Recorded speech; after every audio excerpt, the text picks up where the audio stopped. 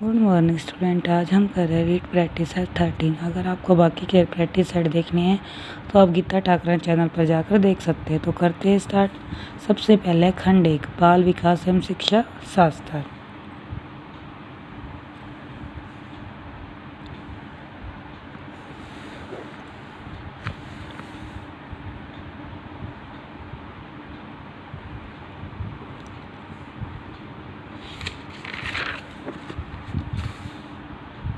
Next है खंड 2 Hindi.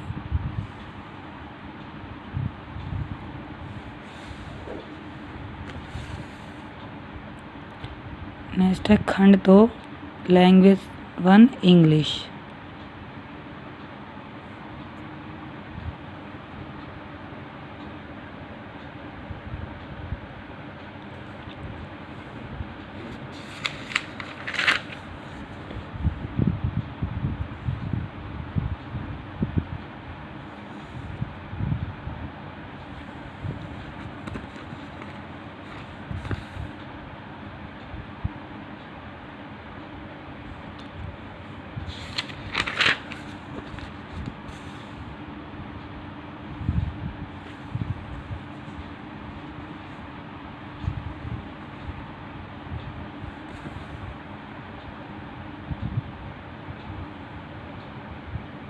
Next है खंड 4 इंग्लिश में गणित खंड 4।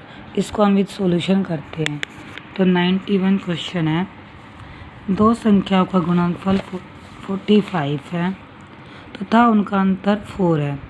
तदनुसार उन संख्याओं के वर्गों का योग कितना होगा। देखो ऐसी संख्याएं दो यूज होती है 9 4 जा। ठीक है, पहली संख्या क्या होती है बड़ी और उनका अंतर भी क्या आ रहा है 4। तो क्या हो जाएगी 9 - 5 4 9 × 5 45। तो ये इक्वेशन हमारी क्वेश्चन के अकॉर्डिंग बिल्कुल ठीक बैठ रही है। तो इनका स्क्वायर का योग पूछा तो इनका स्क्वायर कर दिया 81 + 25 ये आ गया 106। 122 की पावर 173 के गुणनफल में एकक अंक क्या होगा, मतलब यूनिट प्लेस क्या होगा। तो सबसे पहले हम पावर को किससे डिवाइड करते हैं 4 से। तो आ गया 43। तो 43 आ गया तो रिमाइंडर कितना बचा 1। तो 2 की पावर हो गई 1। तो यूनिट डिजिट पे क्या आएगा 2। यदि प्रश्नों x + 3 x + 5 x + 7 x + 10 का माध्य 9 है तब अंतिम 3 प्रश्नों का माध्य होगा। माध्य क्या होता है सभी संख्याओं का योग बटे संख्याओं की संख्या। तो हमने ऐड कर दी और इनका से वैल्यू आ गई x की 4। तो लास्ट 3 डिजिट पूछिए तो वो कौन सी है हमारी x + 5 x + 7 x + 10। तो वो आ गई 9 11 14। तो इनकी एवरेज पूछिए तो 9 + 11 + 14/3 क्योंकि तीनों की पूछे तो इसीलिए अब क्या आएगा 3। सोल्व किया तो ये आ गया 11 सही 1/3।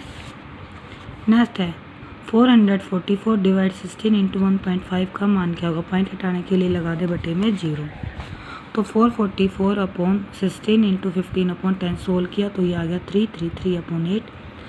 आगे इसको डिवाइड किया तो आ गया 41.625। नेक्स्ट कह रहा है सरल कीजिए 5 रुपये के 4 सिक्के। तो 5 × 4 हो गए 20 रुपये। 50 पैसे के 7 सिक्के तो हो गए 350 पैसे। तो ये हो गया 3 रुपये 50 पैसे। फिर कह रहा 25 पैसे के 26 सिक्के तो ये हो गया 650। तो पॉइंट लगाएंगे तो 6 रुपये 50 पैसे। तो टोटल रुपये आ गए 17। आगे है थोड़ी का क्वेश्चन, ये आप खुद करके देखेंगे।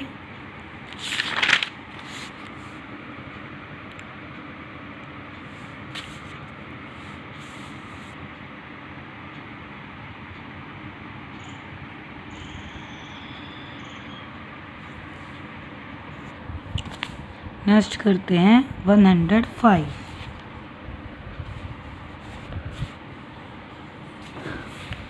x का 60%। तो x का हमने ले दिया 60% का 3/5वां भाग क्या है 36। तो सोल्व कर देंगे तो x की वैल्यू आ जाएगी 100। -5/7 में से क्या घटाया जाए कि -1 प्राप्त हो। तो -5/7 में से क्या घटाया जाए तो मान लिया x। तो वैल्यू क्या आनी चाहिए -1। सोल्व करेंगे तो x की वैल्यू आ जाएगी 2/7। तो -5/7 में से 2/7 घटाएंगे तो वैल्यू क्या आएगी -1। नेक्स्ट है 4 अंकों की सबसे बड़ी संख्या। क्या होती है 4 अंकों की सबसे बड़ी संख्या?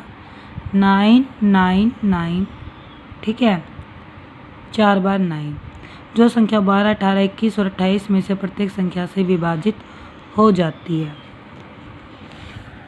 तो सबसे पहले हम लेंगे 12, 18, 21 व 28 का एलसीएम जो होता है 252। तो हमें बतानी सबसे बड़ी संख्या, तो 2 वो होती है 9999, पर वहाँ पे क्या वो किसी का एलसीएम नहीं बन रहा है। तो जो यहाँ ऑप्शन है 9828, अगर हम 38 से मल्टीप्लाई करता है तो वो कम बैठता है, और 40 से करते हैं तो 5 डिजिट की हो जाती है, तो वो नंबर होगा 9828। 12 पुरुष एक काम को 18 दिन में करते हैं, तो 12 पुरुष करेंगे एक काम को 18 दिन में, लिख लिया हमने। नेक्स्ट कह रहा है सभी ने मिलकर काम आरंभ किया, 6 दिन बाद 4 मजदूर और काम में शामिल हो जाते हैं, शेष काम कितने दिनों में पूरा होगा? तो एक दिन का काम 1/18, 6 दिन का कितना हो जाएगा? 6/18 मतलब 1/3। बचा हुआ काम कितना रह गया? काम होता हमेशा 1, तो 1 - 1/3 तो रह गया 2/3। तो शेष काम पूरा कितने करेंगे? 18 पहले थे, 4 और आगे कितने करेंगे? 22। 6 दिन बाद 4 मजदूर और काम में शामिल हो जाते हैं, तो कितने पुरुष हो गए? 12 पहले थे, 4 और आ गए तो हो गए 16। तो 16 × 1 × x, तो 12/2/3 × 18। ठीक है, अगर 12 करते तो 18 दिन में होता बाकी का काम, और आगे 4 और, तो 16 × 1 × x, तो ये आ जाएगी 9 दिन में काम पूरा हो जाएगा।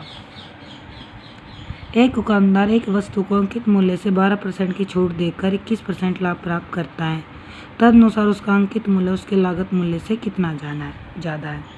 तो हमने मान लिया अंकित मूल्य x, CP मान लिया 100, उससे फिर भी कितना लाभ हो रहा है? 21%, 121।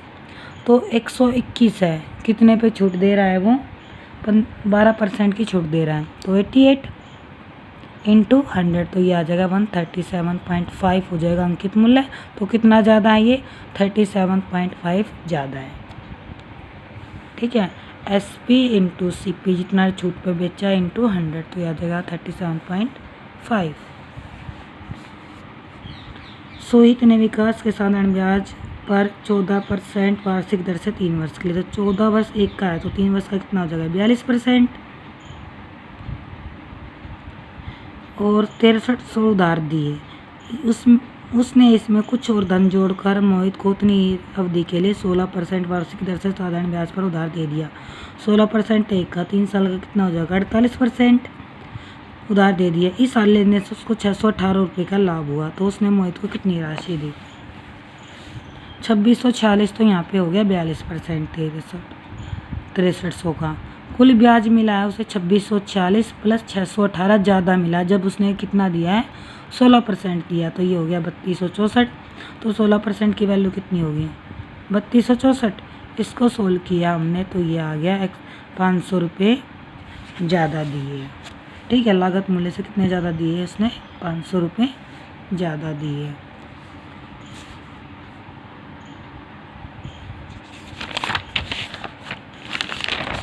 नेक्स्ट है ABCD एक समचतुर्भुज। समचतुर्भुज क्या होती है? जिसकी चारों भुजाएं समान हो और जो इनके विकर्ण काटते हुए एक दूसरे को 90 डिग्री पे काटते हैं। ठीक है, ADB का मान होगा, तो हमें ADB बताना है, ADB बताना है। समचतुर्भुज के विकर्ण एक दूसरे को लंबसम द्विभाजक काटते हैं, तो ये हो गया एक तो 90 का। एंगल BOD क्या हो गया? 90, और AC पैरेलल है BD के, तो OBD = ACB, मतलब कि ABD ये एंगल इक्वल है किसके? ACB। दो पैरेलल लाइन है।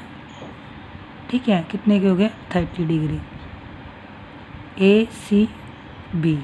ठीक है, 30 के हो गए। क्वेश्चन में दे रखा है ACB 30 डिग्री है, ये दोनों पैरेलल लाइन है और ये काट रहे हैं, तो ये क्या उनसे हो गए? एकांतर कोण। ऐसे ही OBD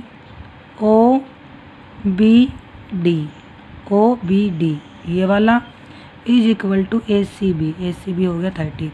समकोण त्रिभुज BOD में BOD plus OBD plus BDO 180। Triangle के तीनों एंगल्स का टोटल कितना होता है 180। सबकी वैल्यू पुट कर दी। वैल्यू पुट करने के बाद ADB इक्वल टू BDO के ADB, ठीक है, ADB ये वाला एंगल किसके इक्वल होगा BDO के ADB ये वाला। इस एंगल को हम छोटा भी लिख सकते हैं BDO के, क्योंकि बड़ा करे तो A पे पहुंच रहा है, पर हम इसको स्मॉल करें क्योंकि क्वेश्चन में BDO पूछा है। तो कितने डिग्री हो गया ये 60 डिग्री। 112 चतुर्भुज ABCD के शीर्ष एक वृत्त की परिधि पर है। यदि AB वृत्त का व्यास है तो एंगल ADC 130 डिग्री हो तो BAC का मान बताओ। तो हमने बना लिया एक चक्रीय त्रिभुज और ये दे रखा है 130। चक्रीय चतुर्भुज के आमने सामने के कोणों का योग क्या होता है 130। तो 180 में से 130 निकाल देंगे तो एंगल B की वैल्यू आ गई क्या 50। अब ट्रायंगल ABC में ABC में कौन सी में ABC ये हमें पता लग गया, और ये 90 डिग्री दे रखा है। तो 180 माइनस 90 माइनस 50, तो हमारे एंगल A की वैल्यू आ जाएगी किसकी BAC की। BAC इस वाले एंगल की, क्योंकि ट्रायंगल बन गई 90 डिग्री दे रखा है, ये 50 आ गया। तो बच्चा कौन सा ये वाला, तो ये आ गया 40 डिग्री। एक घनाभ की लंबाई चौड़ाई और ऊंचाई का अनुपात 6, 5, 4 है। तो उसके संपूर्ण पृष्ठ 5, 3, 2, 8 वर्ग सेंटीमीटर, तो उसकी लंबाई चौड़ाई 6। इनमें ऐसा एक ही ऑप्शन है जिसकी रेशियो ये बन रही है, देखो 6, 5, 4, बाकी किसी ऑप्शन की भी नहीं करी। तो आप इसको ऑप्शन से ईजी से कर सकते हैं। नेक्स्ट है, यदि प्राप्त अंकों का संख्या विषम हो तो प्राप्त अंकों की माध्य क्या होगी। तो माध्य का हो जाएगी n+1/2। ठीक है, हो जाएगी n+1/2। अगर सम हो तो ये कब होगा विषम हो तो प्राप्त अंकों की माध्य विषम होने पर ही होगा n+1/2।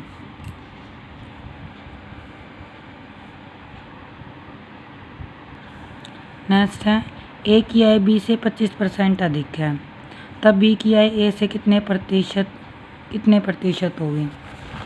तो हम B की A की ज़्यादा है तो B की मान ली 100, तो A की होगी 125।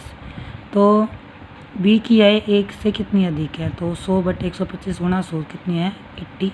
कितना प्रतिशत, ज़्यादा नहीं, कितने प्रतिशत है, तो उसकी आय का ये 80% है।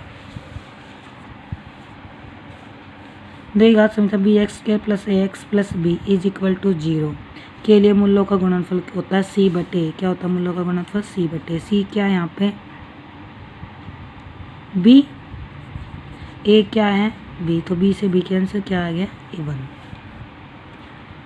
3 लड़कों की एक कक्षा में लड़कों की औसत आयु 15 वर्ष है।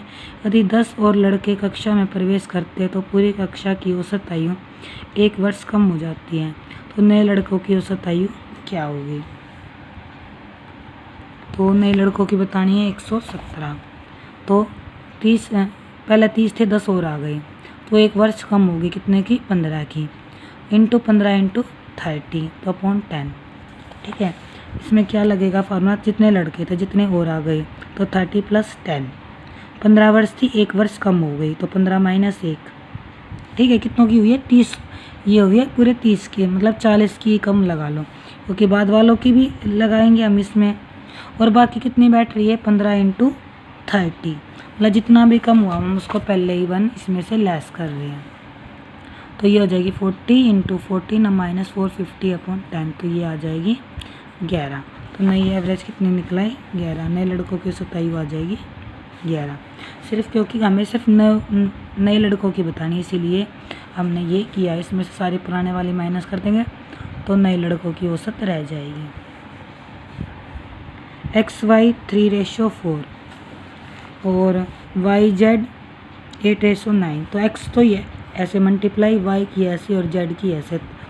24 3 8 जा 8 4 जा 32, 4 9 जा 36 को काट देंगे तो 6 8 9 आ जाएगी।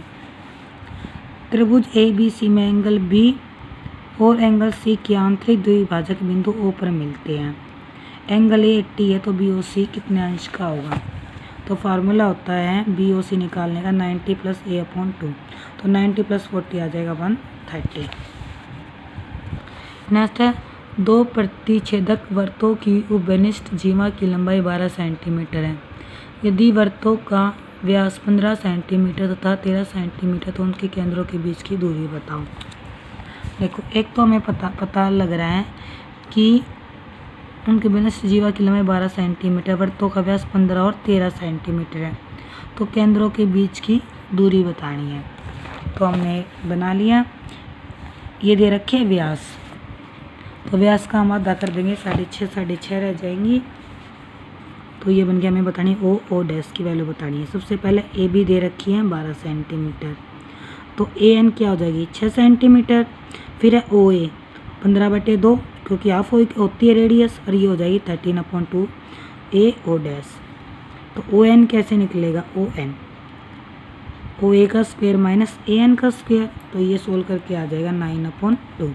फिर ओ डैश एन ए में ओ डैश एन निकाल लेंगे, ये कैसे निकलेगी, ओ डैश ए का स्क्वायर माइनस ए एन का स्क्वायर, तो ये सोल्व करके आ जाएगा 5/2। ओ डैश क्या है, O N plus N O dash, दोनों की वैल्यू ऐड कर देंगे तो ये आ जाएगा 7 सेंटीमीटर। नेक्स्ट है पर्यावरण अध्ययन, आप यहाँ से रीड कर सकते हैं।